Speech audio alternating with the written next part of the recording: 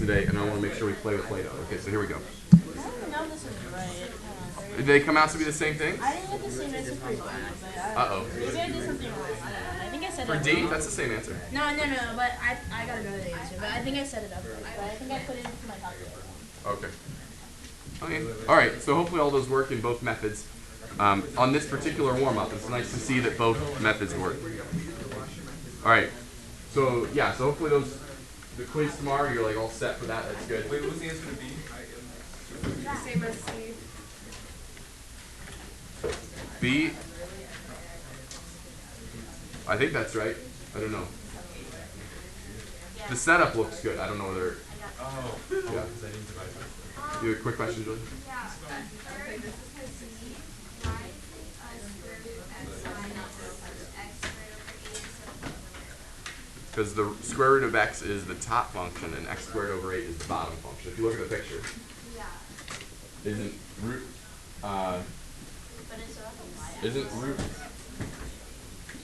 But that's okay. I mean, the slices we're making are still like this, aren't they?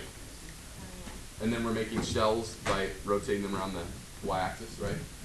So don't we need the height of that shell? Oh, yeah. And the height is still this thing, this y value minus this y value. Yeah. So I think that setup is right, yeah. For D?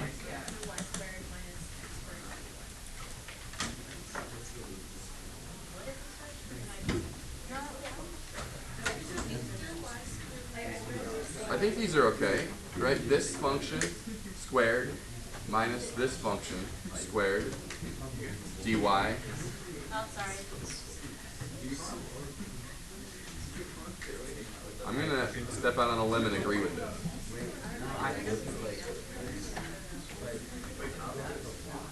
Root 8y. Everything's y. From 0 to 2. Pi. Washers. Okay. I think it's okay. All right. We need to get to our lesson today here. Okay. So we want to make an even broader path for ourselves here. We said at one time, didn't we, that the right, there we go. And actually, I think I have a handout that goes with these here too. Okay. So we said at one time, so this problem is on this handout here, that we could do this process of like adding up cross-sectional areas with anything. It doesn't have to be like washers or discs or something like that. It could be squares or semicircles or things like that. And that's exactly what we're going to talk about today, is adding up volume, any volume that's formed by known cross-sectional areas. That's the goal. And the Play-Doh is here tonight.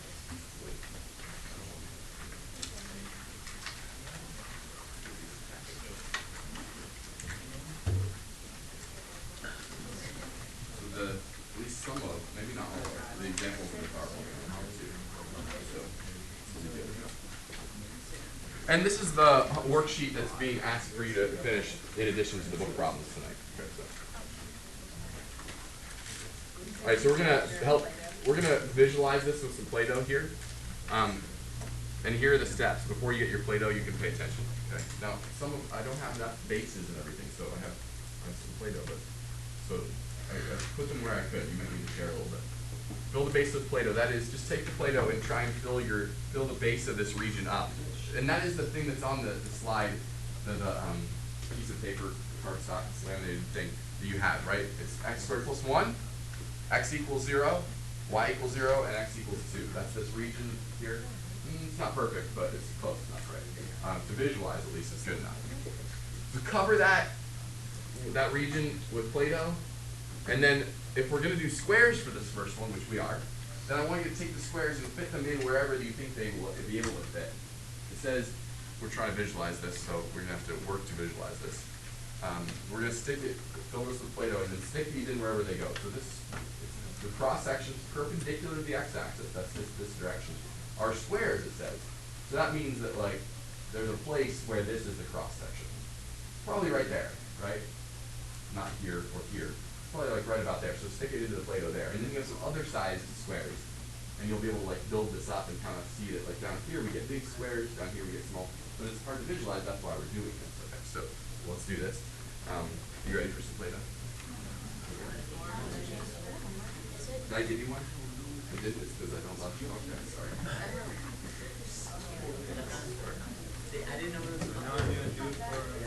Sorry, you'll have to share. When you're done, give it to them maybe. Who else is here? You might need to get shapes here. You guys need some Play-Doh? There you go. Alright, is that enough Play-Doh?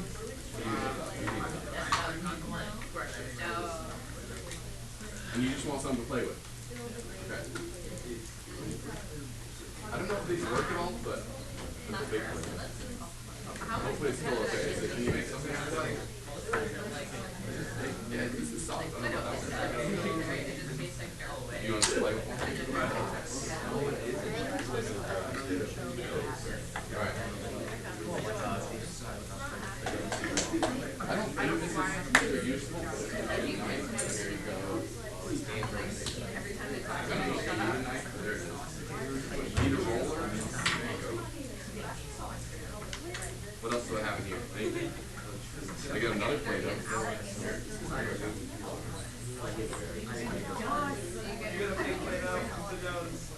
Is it hard? You don't try to. You need a knife. I don't know why you would. There you go. Is that working? Is it working? Is it working? Kind of, whatever, it's working. You might need to steal Play-Doh from someone else if like you don't have those little ones they don't have enough.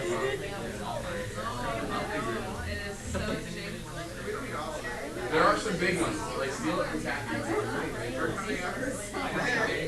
There are some big Play-Dohs that you might want to steal from people if you don't have enough.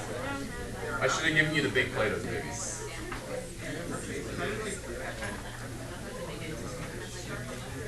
Where's my clicker?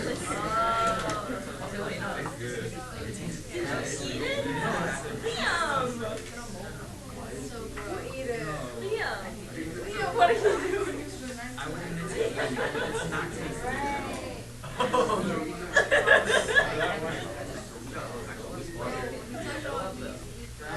Oh, I ate it once. Right, that's true. You just get to like three players. You can help them.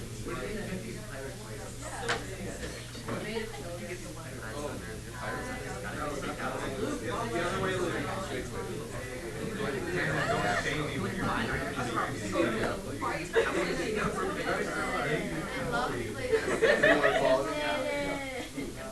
All right. While you're building this, let's also think about how we can like actually find the volume of this as well. The thing we're talking about. I'm waiting still for someone to actually stick squares in that and have a picture of it. There we're making one up here. So far, so good. I don't know if you can see this. I just to list this up. But yeah, stick some squares in at the appropriate places. Yeah, that one goes down at that end. Good. So I hope you're able to visualize like how this looks, right? We're kind of getting a shape like.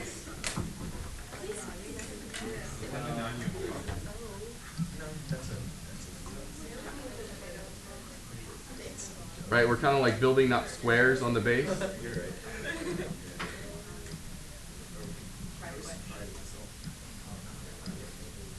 Can you picture this solid? If you rotate it down in space, it kind of looks like this, right?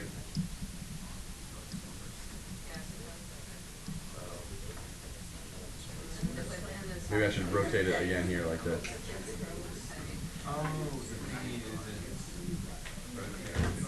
Does that make sense, kind of, how this looks? Here's the X, and here's the Y axis. I'm rotating it down in space. Yeah, you're good, yeah. There's a big square too, though.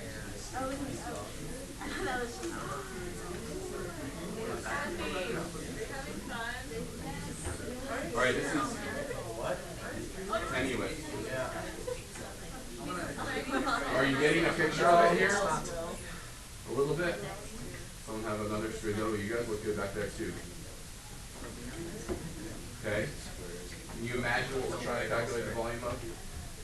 We need a visual on this. I tried to draw some pictures up there. Nothing substitutes for the three-dimensional basis. All right.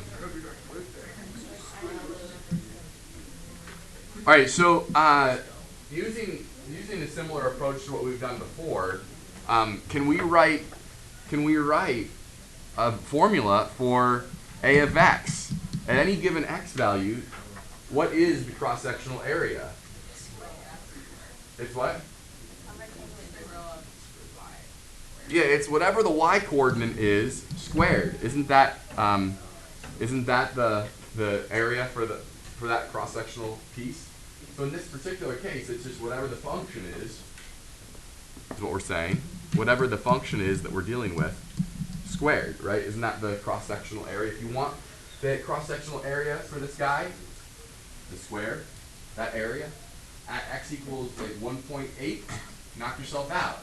It's f of 1.8, it's that height, squared, right? Isn't that all it is for this one? It's not meant to be super hard. Okay, so that's the thing you're going to be integrating. We're just going to add all those up from from 0 to 2, right? Okay. So in this particular case, So in this particular case, like we just said, it's this, yes? The area, we need to come up with, the goal here is to come up with an area formula for each cross-section. In this case, we're going to change this later. It's squares. So the area of a square is the side squared, which in this case is x squared plus 1 squared. Isn't that the way you calculate for any x value, the cross-sectional area for the thing you just built? Okay. Because this gives the y value on the curve, and you're building a square there that has that as its two side lengths, x squared plus 1. So for us on this particular example, we want to add up all such cross-sectional areas times dx, these slices, from 0 for all the x values that we care about, from 0 to 2, right? And I'll just tell you right now, because of course it's not the focus of what we're doing, that we get this as our answer. All right, now when you're ready, start building the second example, people out there, with semicircles, right? Sorry, did you want to see that again? So the next thing on your sheet there is same thing, same region, but this time the only change is the word semicircle in the problem, right? So start building that. I want to get a visual on this. How does that look?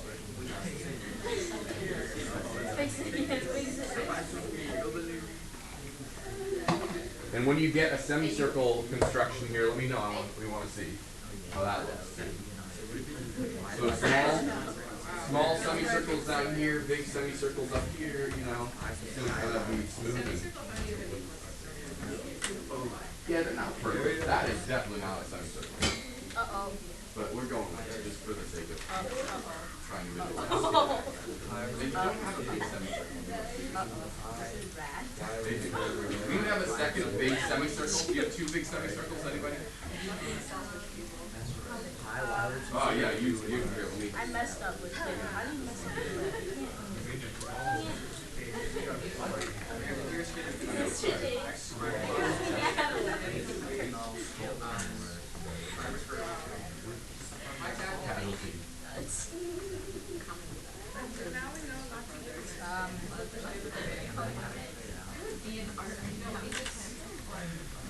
All right, so you understand the task now. The big task is just coming up with a formula A of x for the area of a cross-sectional region at some x value x, right?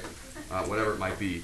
What is the cross-sectional area here? Well, this might take a little bit of work, right? I think you realize that this length here, d, the diameter of our semicircle, is the thing that's like playing, f of x is playing the role of, isn't it?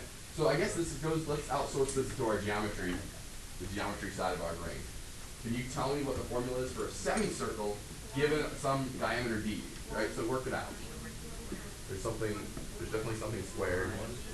There's definitely a pi involved. You definitely have to like divide by 2 at least once somewhere. I squared over Work it out. squared over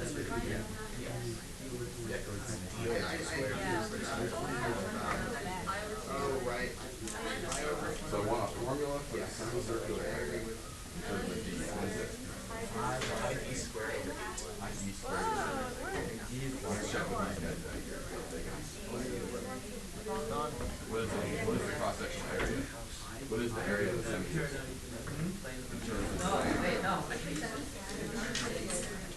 It's okay. It's okay.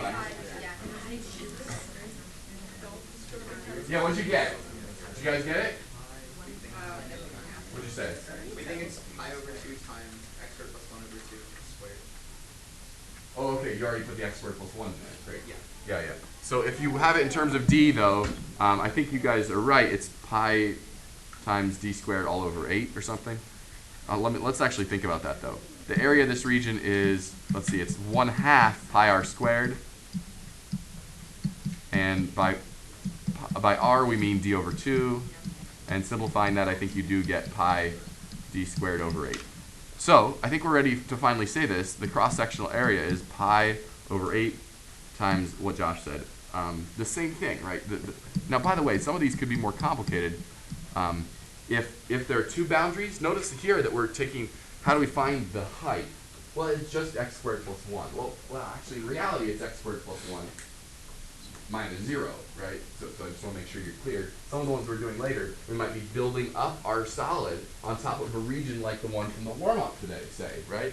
And then we just need to use, in that set of parentheses there that I just wrote, we need to use maybe, like in the warm-up, root x minus x squared over 8 or something. That might be what's in here. But regardless, that's the thing that is our height, or in this case, it's the diameter of our semicircles. And then we just, like the last one, 0 to 2, integrate this. Add up all such cross-sectional areas from x equals 0 to x equals 2. And if we just did the problem a second ago, how does this relate to the last one? What is it? Yeah, in fact, since this pi over 8 can be factored out, this is just pi over 8 times our last answer, isn't it?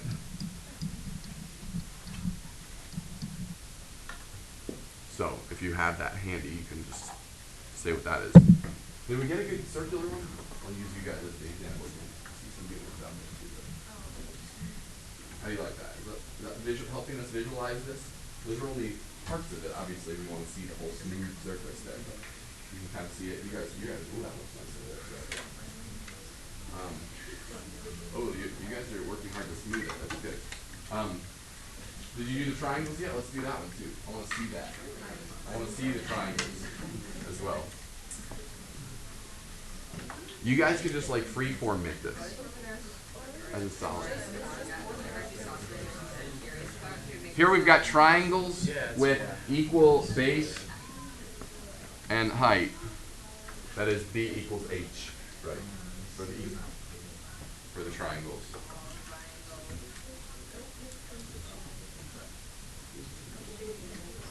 Oh yeah, look at this. This is already made. They're already done.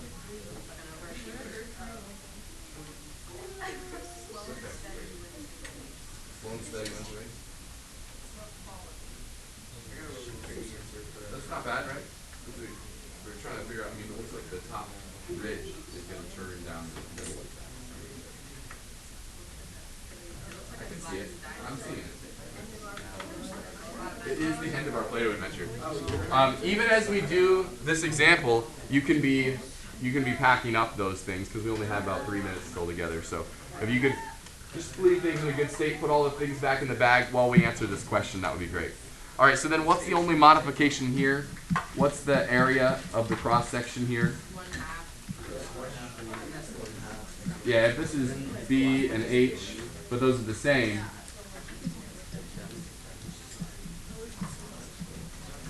Oh, did I just label the height B?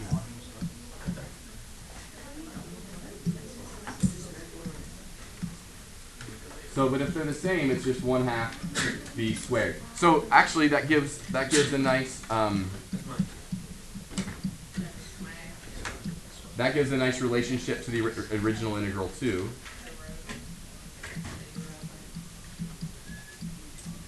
This is just the answer from the first problem we did today, divided by 2, right?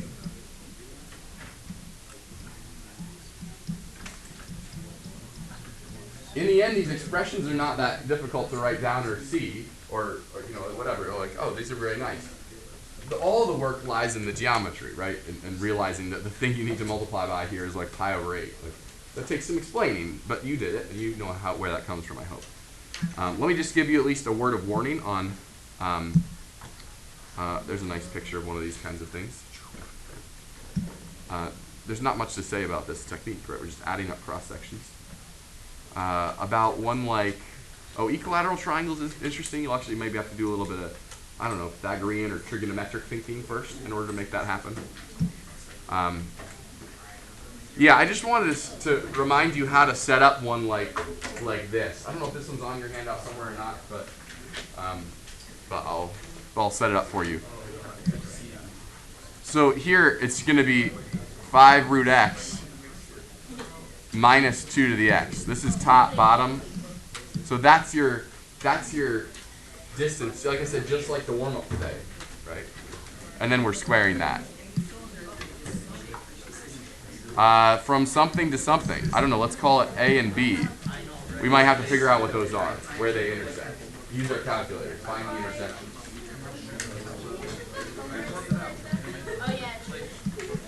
Is this, sorry, I just wrote Julia. Use,